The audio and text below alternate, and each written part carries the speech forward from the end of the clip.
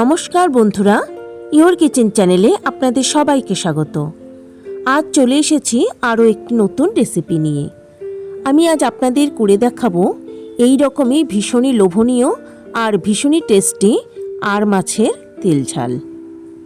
লাঞ্চে বা ডিনারে গরম ভাতের সঙ্গে আর মাছের এই তেল ঝাল খেতে কিন্তু অসাধারণ টেস্টি লাগে। তাহলে চলুন দেখে নেওয়া যাক আমার আজকের রেসিপি আর মাছের ঝাল আমি কিভাবে বানালাম। 5 টুকরো আর মাছ ভালো করে ধুয়ে পরিষ্কার করে নিয়েছি। এর মধ্যে দিয়ে দিলাম 1 চামচ নুন আর সামান্য একটু হলুদ গুঁড়ো। এবার মাছগুলোর মধ্যে খুব ভালো করে নুন আর হলুদ মাখিয়ে নেব। নুন হলুদ মাখিয়ে নেওয়ার পর এবার মাছগুলোকে ঢাকা দিয়ে অন্তত 15 মিনিট রেখে দেবো।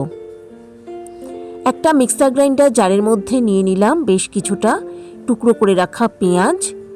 এরই সঙ্গে নিয়ে নিলাম কিছুটা আদার টুকরো আর কয়েকটা রসুনের কোয়া। এর মধ্যে সামান্য একটু জল দিয়ে একটা মিহি পেস্ট তৈরি করে নেব। আদা রসুন পেঁয়াজের এই রকম মিহি পেস্ট তৈরি করে নিতে হবে।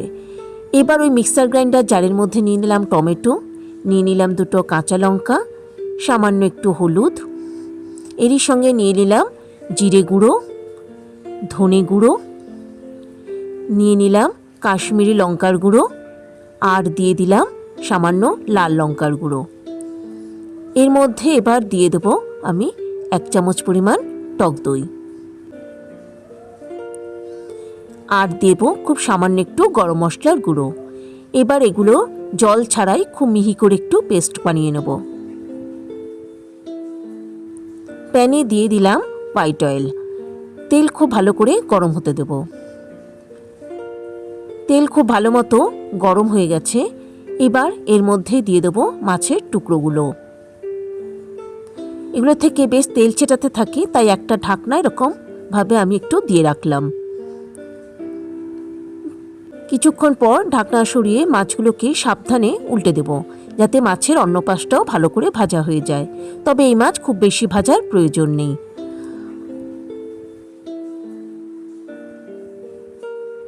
মাছগুলো ভেজে নিয়েছি। এবার এগুলো আমি তেল থেকে তুলে নেব।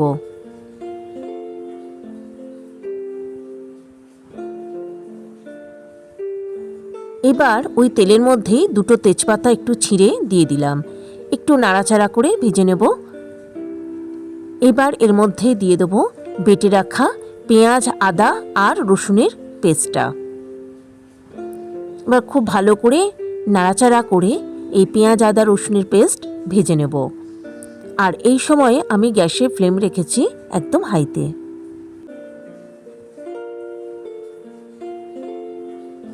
আদা, পেঁয়াজ, রসুনের পেস্টটা বেশ ভালো মতো ভেজে নিয়েছি। এবার যে মশলার পেস্ট তৈরি করে রেখেছিলাম সেটা এবার এর মধ্যে দিয়ে দিলাম। এবার এই সমস্ত কিছু খুব ভালো করে কষিয়ে নেব। আর এই সময় আমি গ্যাসের ফ্লেম রেখেছি একদম লোতে। লো ফ্লেমে অনবরত নাড়াচাড়া করে সমস্ত মশলা খুব ভালো করে কষিয়ে নিয়েছি। আর এর থেকে তেল ছাড়তেও শুরু করেছে। এই সময় এর মধ্যে দিয়ে দেব পরিমাণ মতো জল। জলের পরিমাণ খুব বেশি দেব না, যেহেতু এটা ঝাল হবে, তাই জলের পরিমাণটা কিন্তু বুঝে দিতে হবে। এবার এর মধ্যে দিয়ে দেব 1 চামচ পরিমাণ নুন। নুন ঝালের পরিমাণটা আপনারা আপনাদের নিজস্ব স্বাদ অনুযায়ী দেবেন। খুব ভালো করে সমস্ত মিশিয়ে দিয়েছি। এবার এটাকে ঢাকা দিয়ে হাই ফ্লেমে ভালো করে ফুটতে দেব। ফিরে এলাম বেশ কিছুক্ষণ পর। ঢাকা খুলে দিয়েছি আর দেখতেই পাচ্ছেন গ্রেভিটা কিন্তু খুব ভালো মতো ফুটতে শুরু করেছে।